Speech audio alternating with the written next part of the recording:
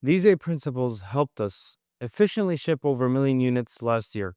I'm Jasim Eisa, CEO and founder of Voadera, an Amazon marketplace e-commerce company, and we've sold hundreds of millions of dollars on online marketplaces, especially Amazon. And in this video, I'm going to walk you through the 8 principles that really helped us scale and solidified our supply chain operations to always be in stock and to not and to optimize our shipping costs, basically, because that's the primary two factors. And actually, the eighth one is a more recent discovery from a senior discussion we had at Accelerate with a senior AGL rep and a program owner, and I'll uncover that for you soon. So the first principle is measuring and also measuring countermetrics. So what does this mean? Is obviously the first one is just measuring stuff. So making sure that we're understanding what our cost per pound is, cost per cubic foot, volume shipped, density, all this kind of stuff. But the most important two metrics that we measure is percentage of stock, days in stock, and cost per pound. And we found those to be the crucial three benchmarks. And I wanted to also notate that two of those are countermetrics. And actually, this is explained by Andrew Grove right here in his book. And I really like it a lot. How High Alpha Management, highly recommend reading it. Is basically you can have, let's say, for example, percentage of stock, right? What percent of our inventory is stock? For us, it's usually 98% or 98.5%.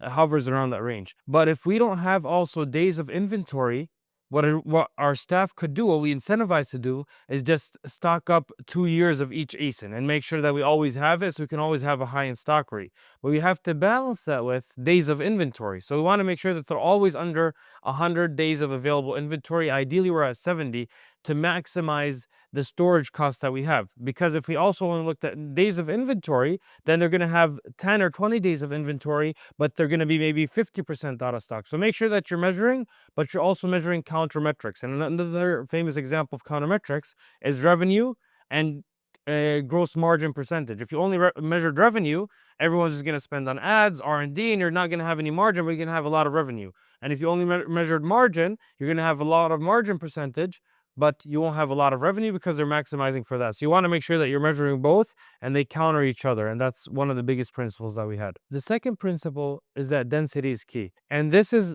the most important concept in supply chain. You obviously want to avoid getting to the point where you're damaging anything, but even Amazon builds around this. So one example of a famous program is SEP. You can find actually below in the description, we had 7 things that saved us a lot of money last year in supply chain. I'm going to put a description, you could find a description below, but it's basically how to save money on shipping, and it talks about SIP a little bit there. But on a broader concept, we can think of all the different stuff that you can make your products more dense and shipping them in less volume. So the least amount of possible space your product can take is the best situation. That's why you see people vacuum sealing their products, and this compounds because it saves you from the moment it's shipped from the factory all the way to the end customer. Because each point, a lot of these freight forwarders or transportation or logistics costs are based on the density of the item, and they charge you per container. So as much as you fit in a container, the better rate you're going to get. So that obviously means that you're saving more on based on the items that you have in there. So make sure your items are as dense as possible. Do QB scan again.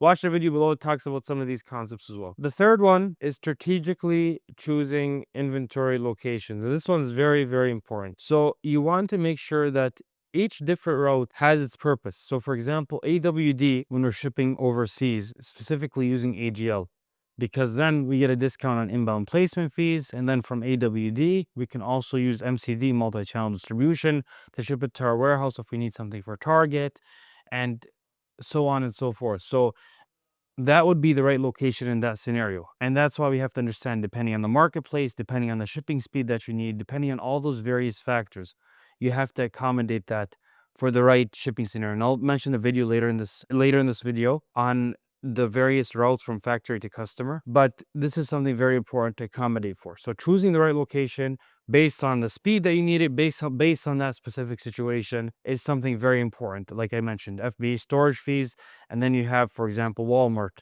which is much cheaper, and it's a little bit cheaper than FBA, but then you have 3PLs, which is significantly cheap. The fourth point is accommodating for inbound placement fees. This one is huge. One of the things to keep in mind is inbound placement fees. They introduced it March of last year. It's around 70 cents a unit on average. So we're shipping 20 to 30,000 units a week. That's 14 to 21 grand just off that fee alone. So sometimes it actually makes sense to pay for that fee when we're, especially shipping sometimes from the Midwest. We get nice facilities where our truckload costs $600. So we want to just stuff it with everything and then they distribute it from there. So we pay that 60 or 70 cents a unit. But in a lot of cases, obviously it doesn't make sense due to its significance. So that's where we can use concepts known as pre-packing, post-packing to get that optimal shipping split. So there's two options: to optimize shipping split where they shouldn't send it to 5 facilities, and there's the minimized shipping split where they send it to one facility and they distribute it from there, depending on the item. So sometimes the minimals, obviously, where you're stuffing everything together and we were paying the inbound place fee, the other one you're not. So actually, one of my friends, James McConnell, he wrote a very, very, very good article on inbound placement fees. If you just go to his website, I think it's Marketplace Prep. So just type into Google Marketplace Prep inbound placement fees. I'll try to also attach a link in the description. But he talks about how the disadvantages of it. He's a little bit biased towards minimizing. I think he's a little bit too much.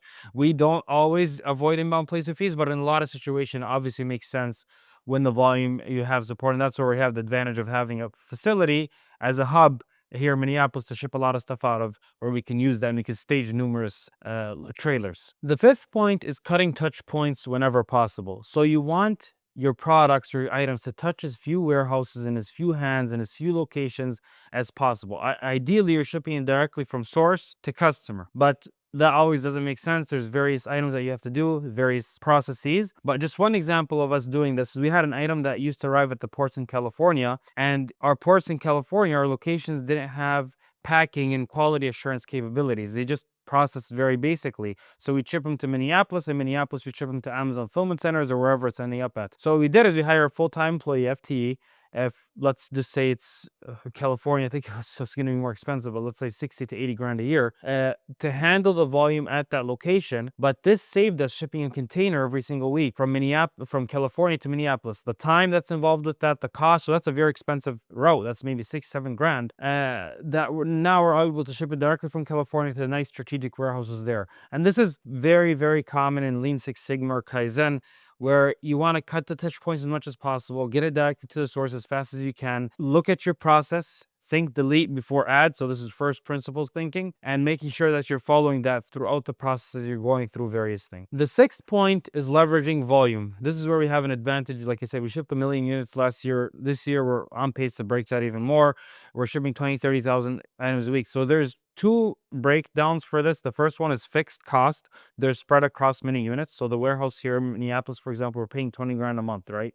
It doesn't matter if we ship 1,000 or we're shipping all the way at capacity at 70,000 units a week. It's still the warehouse cost. The landlord isn't going to come, oh, I saw yet soon more business, let me charge you guys more. That's not how it works. So he's going to come in and he's going to charge us the same flat rate, whether we're doing a lot or a little out of the warehouse facilities. But then getting more creative besides that is when we're negotiating with freight people. We're like, before we used to send 1 truck a week. Now we're sending 3 trucks a week. We want to get a contract rate. So we lock in a specific price that's much cheaper. We save that money. We pass it on to our partners. That's where our partners benefit a lot. We have maybe, let's say, all these brands in-house, 30, 50 brands, whatever, that are all using our services. We're able to negotiate on all of our behalf and get better rates for everything. Because like I said, we're on pace to do maybe 80, 100 million this year.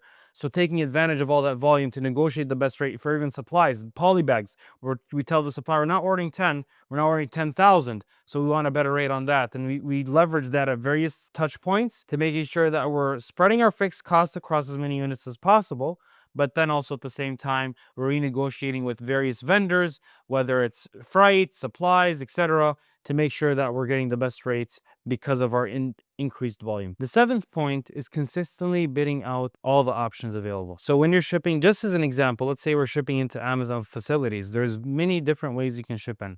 There's Amazon Freight, which now has its own portal. There's AGL, Amazon Global Logistics, which also has its own portal. I think it's Shipper Central. And then there's within the Seller Central portal, there's PCP, Partner to Carrier Program. So Partner to Carrier Program also has a layer of options. They have SPD, Small Parcel Delivery, which is usually UPS. Then they have LTL, which is limited truckload. So that's where you're using various brokers out there, Roadrunners, STs, just as some examples. And then you have FTL. And also LTL and FTL, they might bid out Amazon Freight to go through there as well. So they could use them. But the point of the premise is that every time we make a shipment, we're bidding out those options. Also shipping to Amazon inbound facilities, you can go with a third-party carrier where, like, let's say Estes, you can contract them and they ship a full truckload for you in there as example. I'm not endorsing Estes, but actually we had a little bit of trouble with them. They're fine, but we have better options that we're using for ourselves and that we're bidding out brokers. But I just wanted to mention a few names out there. So that's just something to keep in mind, is that every time we're shipping out, this is just an example to inbound facilities, we're bidding out all the various options and we're seeing which one is the best. And for the eighth point, you'll mention why this is so important, making sure that you're checking the various options. And this is also when we're shipping to our Minnesota facility. What's even sometimes we use railroad. You can't use that with Amazon, but you're shipping this on the railroad, on the like trains literally. And if we don't need it in a couple months, it actually helps because we're not having to pay storage. So we use that sometimes, interesting enough. The idea is that the logistics manager is, every time we have a shipment, they prep the document with the requirements and they're either inputting it on the portals or emailing it to our brokers or carriers to retrieve the best rates. They're all responding usually within minutes or hours, and then they go forward with the best option based on that specific shipment. So maybe we need a specific time, we need a specific like whatever. So the point is to always check it out, to check out what the options that you have available. The eighth point, last but definitely not least, is taking advantage of Amazon programs but not relying on them. This is a discussion that I had with the owner, I think, of the AGL program at Accelerate a few weeks ago. Is we were talking about how they always, kind of the mentality for Amazon is they build a program, they want to leverage that program for the third party sellers. So they want to make it profitable. A lot of examples, the most common one is obviously Prime. They use that for Amazon Vendor Central, but they also now allow us to use FBA facilities. Another example is Amazon was storing in AWD. Now they're letting us use AWD. Amazon Basics was shipping from China or whatever. Now they're letting us use AGL, right? Because they use that program. So they're going to continue to roll out programs. When they initially roll out the program, they're going to roll it out very cheap. So AWD AGL combo is rolled out. Now they're raising the fees on that. They want to make sure that people buy in, and they raise it eventually. Same with Amazon Freight. You got much better rates when a few years ago compared to now. But that's also something to keep in mind as you're using it over the time. So just that's why it's very important to bid out, as I mentioned, because yes, it might be the best rate today, but then it might go up, and that's the discussion. And that I'm like, another example is Amazon shipping. Right now, it's very cheap. It beats UPS on a lot of stuff. So that's if we're doing FBM, we're looking to bid them out and see if that's useful, especially for oversized product. And that's why it's important to bid out always, because like it might be better for standard size, might be a certain carrier, but then oversized might be someone else. So it's always checking who it is and who has that advantage for various things. Supply chain isn't the funnest maybe thing in business for a lot of people. We love it. We have geeks in our team that love to drill down on it. Actually, in my opinion, the most important thing in the business, because without inventory, you're not selling anything. And with bad inventory margins, if your supply chain is, the margins are horrible on it, you're not going to be able to compete, and you're also eventually going to go out of business. So if you found this helpful, I actually did a breakdown from all the way from factory to customer's door on how the items gets there, how the item basically goes through that process. It's like a 25-minute breakdown I did on the whiteboard. So make sure to go watch that out. It's very detailed on the process that we use. And I'll drop it down in the descriptions. And if you're a brand doing over $1 million a year, come check us out at Voadera.com. See how we can optimize your supply chain. Make sure to like, comment, subscribe, turn on notifications so you can get these videos when I release.